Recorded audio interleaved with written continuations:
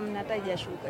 Ni mchezo tu tumecheza. Sauti kidogo. Kwa hiyo tunajipanga kwa michezo mingine, ligi bado haijaisha, michezo mingine ipo. Tutasahihisha yale tuliyofanyia makosa, tuweze kupata ushindi, tuendelee kuongoza ligi. Unadhani ni nini kikubwa leo kilichosababisha kutoperform vizuri kwenye mechi dhidi ya Yanga Princess? Tujaperform vibaya. Ndio maana nimesema ni mchezo. Tumejipanga, tumepoteza leo, tunajipanga kwa michezo mingine ambayo imebaki, tuweze kufanya vizuri.